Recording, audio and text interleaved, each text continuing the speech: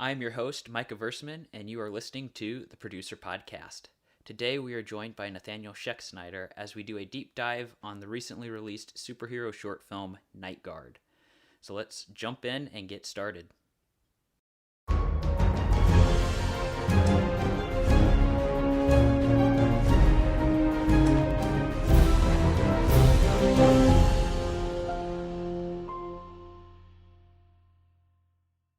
Welcome to the show, Nathaniel. Thanks for having me, Micah. I appreciate it. Oh, not a problem. Really enjoyed NightGuard. That was definitely a highlight when I saw it at the festival the other year. Thank you. So maybe to start, why don't you just explain kind of how you initially got started in filmmaking? Yes. So I kind of got into it by accident. I am an amateur novelist, and so writing stories has always been kind of something I've been passionate about. I've even actually drawn some comic books here and there. That's kind of where my love for comics and superheroes initially came from, and so something I love to do. But my sister Ivy, who is a co-producer on the project, or an associate producer,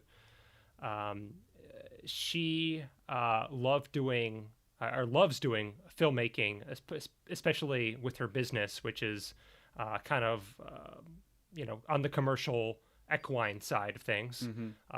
And we started just making some little videos for our church, with her being on the technical side and me being on the creative side. And that's how we kind of fell into it, and just kind of gradually honed our skills over time, and worked on larger and larger projects. Nice. So then after you worked on some of the smaller projects, how did this idea for NightGuard come about? Yes. So I think for me, it was a desire to make a superhero story, but tell it in a way that I don't think it's been told before, in terms of having a very faith-based message. Okay. To kind of complement a lot of what you see with what Marvel and DC are trying to do. Mm-hmm. So I really wanted to do a superhero or a comic book style film. And some of the initial ideas were really trash ideas. They were kind of the first thing you would think about with a superhero story. I've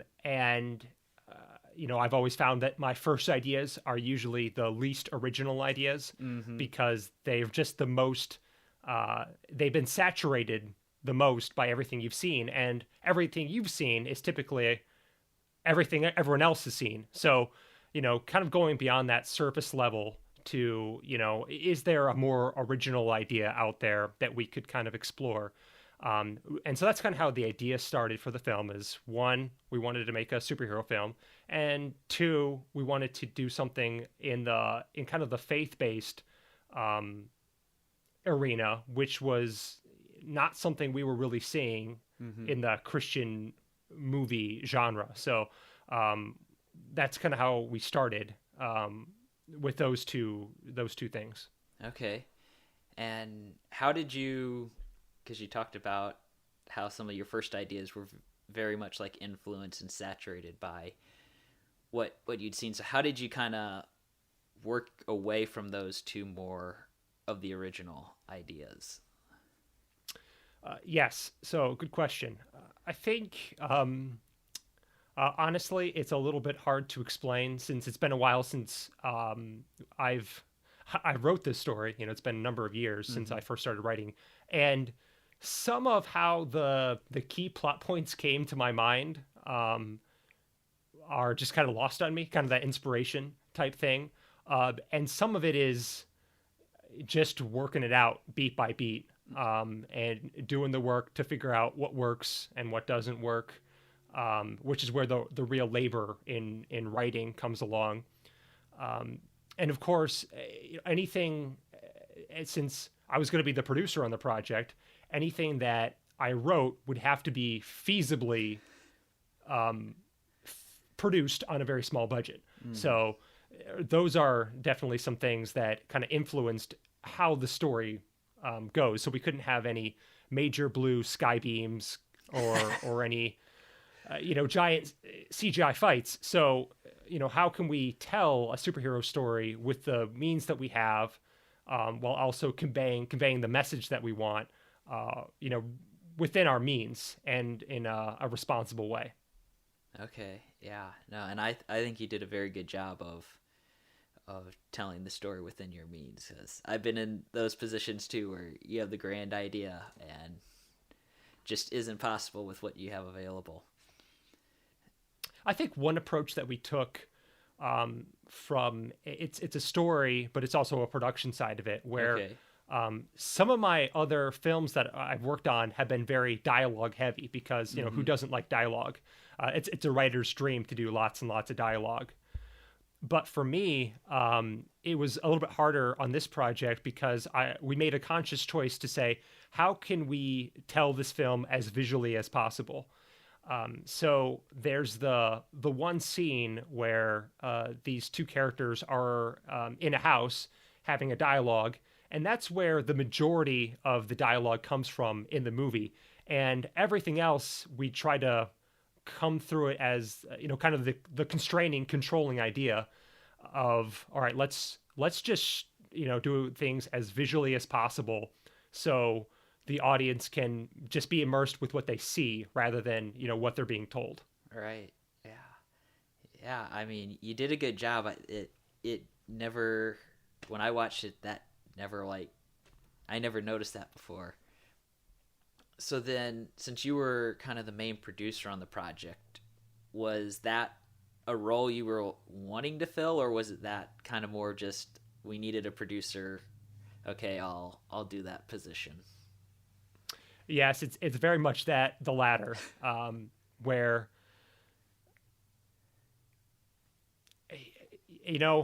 I mean, as you know, Micah, right? Movies don't get made on their own, Yeah. and the producer is maybe the most talentless job in a way, because you don't have that vision. You don't need to have the vision like the director does, and you don't need to have the skill with the camera like your DP does, and you don't need to be an experienced actor and like an actor does.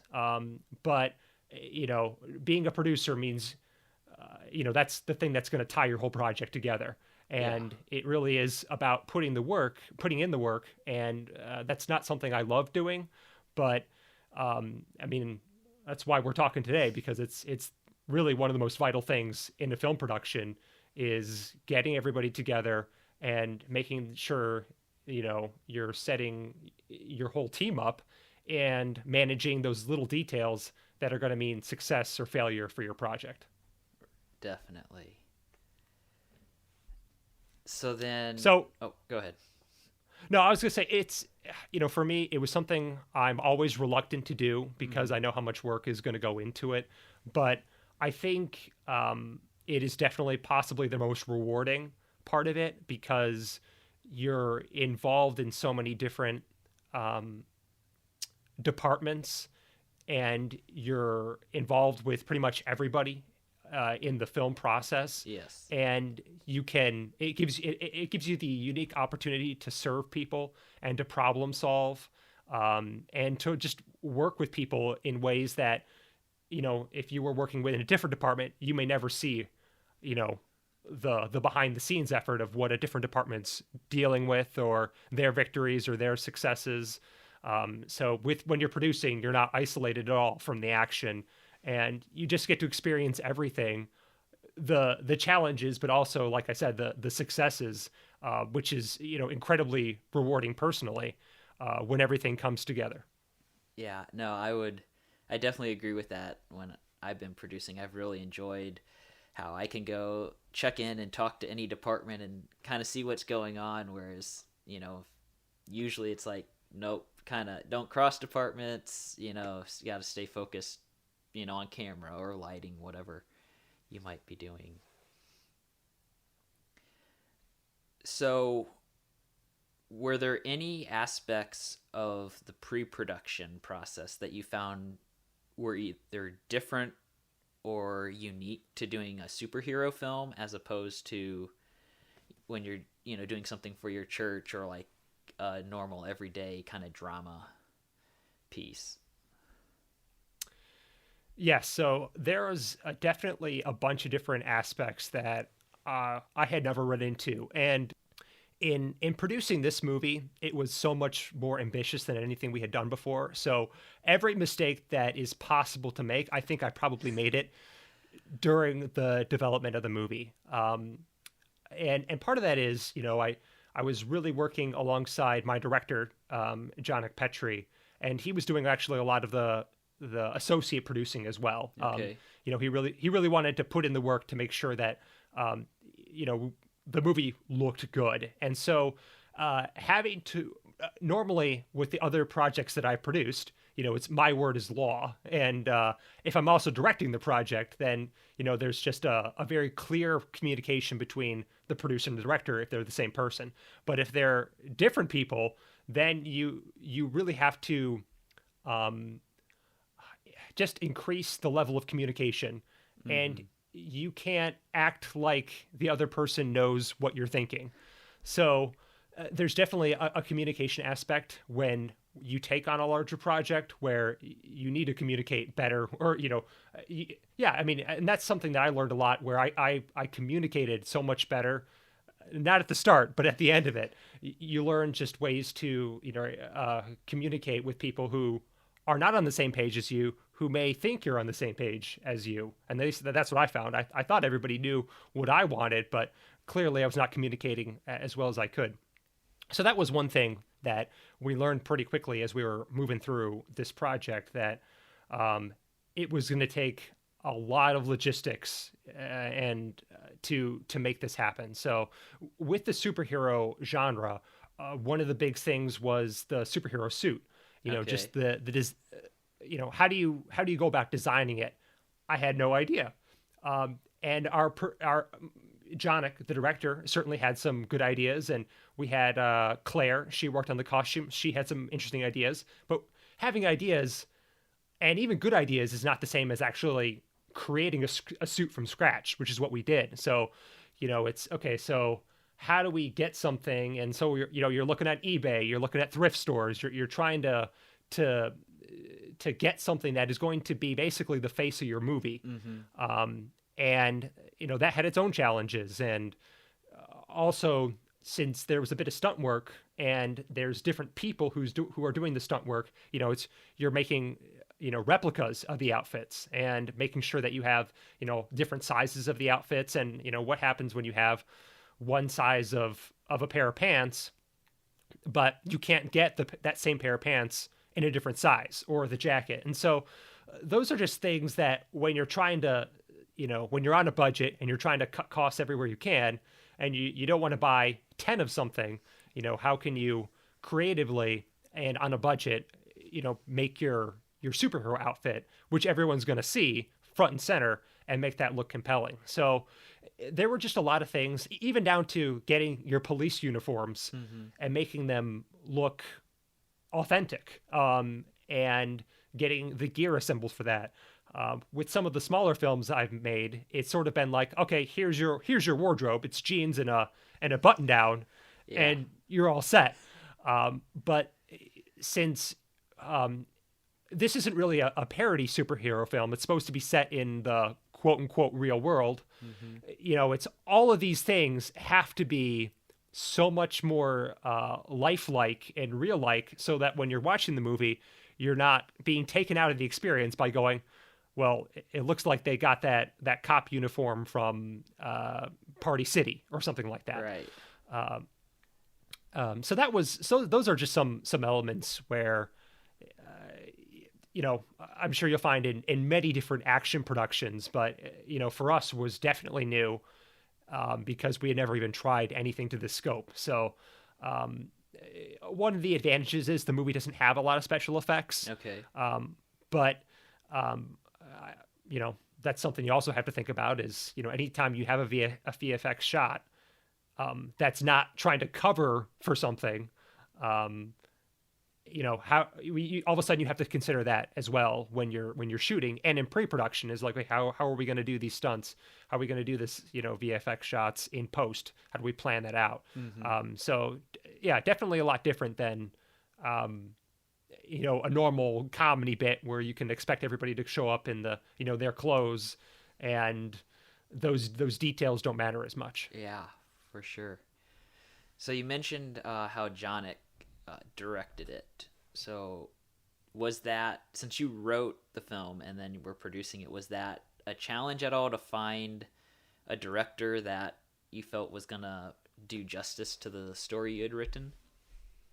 Yes. So uh, Jonick was one of the very first people who I approached about the project because I knew I wanted to make a movie with him after seeing some of his previous work. And I really thought that I really could see that he's got some skills, and he's going someplace. That's kind of what I thought. And I'm like, this is the guy who I want, directing my film. And so I was working with him on the script and long into pre-production. And so he and I were not always on the same page in terms of the story and the production, but just initially talking to him and kind of working with him on some other things prior to this project, I knew that he was the right guy for this film. Okay. So, being a superhero film, obviously there's lots of stunts involved. So, what was kind of that process like in pre-production of finding a stunt coordinator and working with them to bring those aspects of the film to life? Yes. So another key player is my friend Gabe Arbello, who I've worked with on another projects or on another project, excuse me. And he is very passionate about martial arts and stunt work in movies, but he had never done anything before in film. And he is possibly the reason that the movie got made, because every time I'm seeing him, every time he's texting me, he's like, so what's the update on the script? When is this movie going in production? And he was so passionate about working on it and doing the stunt work for it that I could almost just turn over the action sequences over to him and the director, because the amount of passion and the amount of ideas that they were coming up with, I can't really take credit for the amount of work that they did to put it on screen and put the quality of the stunt work on screen.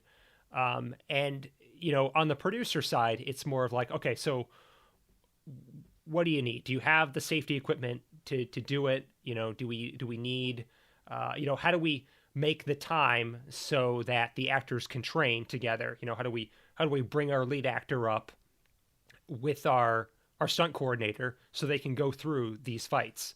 And so and also we had another martial artist too, Jeffrey, who was also working on the film. It's like, okay, so how do we get Jeffrey in here to help take a day to train our actors?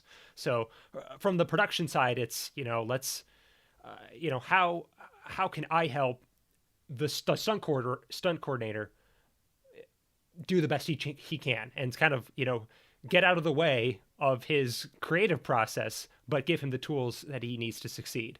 And I'd like to say that I was really involved with the details of making the action sequences as good as they are, but I found that it's more of just finding the right people and then doing whatever you can to help them accomplish what they're good at.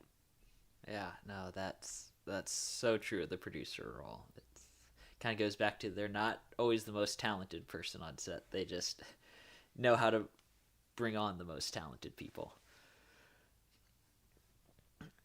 So then when it came to, especially like on set then with some of the locations, what type of like either safety precautions or issues did you maybe deal with to make sure that everybody was going to stay safe doing those stunt sequences?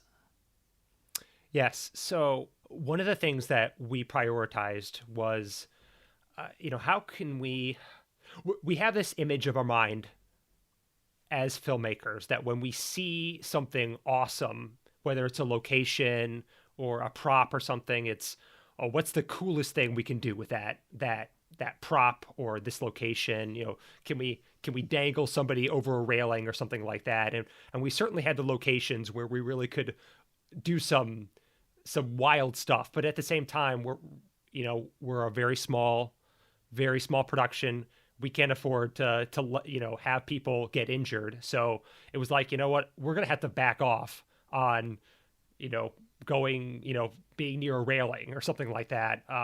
One of our locations where the final confrontation goes down, there are some serious heights, and there were some OSHA safe railings, but at the same time, it was like, okay, we're not gonna film anywhere near that drop off. There was we filmed in a warehouse that had lots of had a lot of stuff in it, and some stuff was very sharp and pointy, and it was our first AD was try to make sure that, okay, we're gonna not film anything near dangerous parts of this warehouse, of this location. And so we might have been able to get some more epic moments on there, but there's a risk reward aspect to anything that we do, and we just didn't want to do things too risky. Right. And in addition to, right, we're getting some crash pads out for falling and things like that, so nobody gets injured doing a stunt fall. And it's just knowing when to just say, you know what, this would look really cool, but for safety reasons, we're not professional stunt people, we're not professional safety people, so let's not take some of the risks that might look good, but might injure somebody in the process. Yeah, no, that's well said. So you mentioned like the warehouse you filmed in, and there were a number of, I thought, very impressive locations in the film. I think the one that really stood out to me is the couple of shots you had on the train of the main character. So what was that process like of finding and then securing those different locations? Yes. So Jonick, our director, he has a very firm policy of let's do things, let's shoot for the best quality that we can, and he does crazy things in order to just wild things in order to meet that goal. And so one of our Saturdays, after we had done several days of shooting, we had planned to just take a day, and we're going to go to Chicago with our DP, our director of photography, me, the producer, our lead actor and the director, and a tour guide. And we're just going to go to Chicago, and we're going to try to fill in some of these gaps in the movie with shots from one of the largest cities in the world. Mm-hmm. And so what we try to do with the train is, Chicago has rules about, filming on trains or in different areas. And one of the things is, if you don't have sticks on the ground in a train, you can film. Okay. So, right, it's all that's handheld on the train.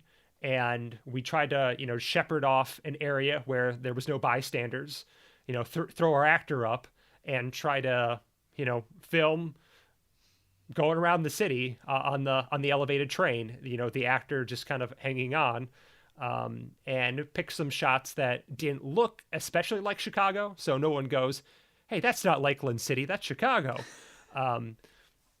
So that's how we kind of approached, filming that, where it was done in a legal way, mm-hmm. but also, it was done in a professional way too, where it looks like the movie takes place in a city, as much as we could, right, considering we filmed in a small town in Illinois. Yeah, no, I think it paid off. So that's cool. I never really looked into filming on a train or anything like that before. Yeah, and I think that's one thing when when you're producing a project is what steps can we take to make this film look as good as possible? And sometimes time is a factor, but is it, can you go the extra mile for, even if it's a couple of shots? Can you go to a location, get a few things that really are money shots? They really tie your whole production together. If you get it, that really up the production quality of your film. But maybe take a little bit extra work. Maybe you have to drive a few hours to do. And in that sort of thing, like I said, it wasn't an entire company move. It was 5 people just trying to get a couple of money shots to tie things together. Another thing that we were looking at in the film is there's this heist sequence that was initially going to take place where they rob an armored car. Okay. And we were having issues securing an armored car, and so very shortly before we were supposed to film this sequence, we were like, okay, so what do we do? And we kind of had a brainstorming session, and there was this old post office ballroom building that we were aware of that people rent for weddings and things now. And we decided, okay, let's rent it, and all we're going to use is a hallway. And so we just filmed the hallway. It kind of looks like it might be in a big bank in the city, and you can't tell that it's completely empty. It's not a bank at all, and it worked out, pretty well. But we, took an evening to shoot that, even though the whole sequence is under 30 seconds in the movie. Yeah. And then to tie that all together, we drove an extra about hour and a half south of that location to get a shot of a bank vault, to tie that location even more together in the film. And so it's just, obviously those things can be very time consuming and very resource consuming, but if you're willing to do them, they can really increase the quality of your film in many ways, or that's what I found. And so one of the things that Jonick really pushed for was, okay, how can we make this feel like a complete film rather than just a short film where it was filmed in 1 or 2 locations that anybody could have access to. Instead, we filmed at many different locations that really run the gambit. And it definitely was, it proved challenging to run around and get all those spots, but I think in the end really paid off because of just how the movie fits together with going to so many places and seeing to so many things of the city. No, for sure. You mentioned kind of how Jonick was, pushing, to go kind of, I guess you could almost say the extra mile to make the movie feel the scale you wanted. Do you have any thoughts on, as a producer, like when is it okay to let the director keep pushing for what he wants, and then where you kind of have to like put your foot down and say this aspect, it's just not doable for, whatever reason there may be? Yes. Yeah, that's an excellent question. And I think the nice thing about Jonick is he's also a guy who thinks about solutions, and a guy who is thinking about feasibility. And so, right, if someone's going to come up with a good idea, to me, the producer, that we can do, I want to try it. I want to see if we can do it in our time frame. And some of the things, we were able to stretch some of our shooting days on a week kind of unexpectedly and fit some stuff in that we didn't think we were going to. So, once we were, just, is there anything we can do to maximize our time? But there are some things that our producer our director, definitely wanted to do on set that, you have to have a conversation with the first AD and say, look, we just don't have the time to do it.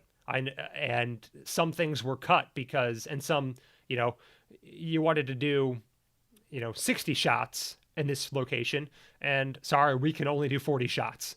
And I know it would look way more cinematic if you could do this, but look, we have a crew to feed, we have a crew that needs to sleep, and we just have to back it off. And So I think the one answer is, if you can do it, try it. There's no downside to trying to help make the best movie that you can do.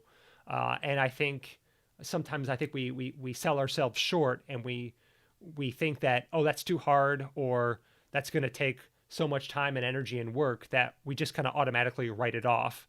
But I think, working with Jonick, he taught me of, how can we have an attitude of abundance rather than scarcity, and how can we try to do everything that we can. Obviously, one constraint is budget, where we can just say, hey, no, we can't do that, not in the budget, and that's the end of it. But at the same time, right, if you're on a budget, you sometimes can,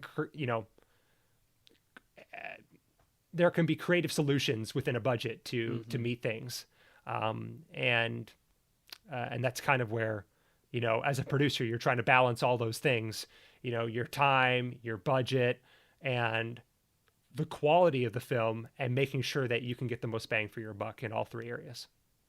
All right. And with that, we're going to wrap up this episode of the Producer Podcast. Join us next time as we continue our conversation about the creation of NightGuard, as well as talking about balancing work and family in the narrative film space. Until then, make sure to subscribe to the Producer Podcast, and thanks for listening.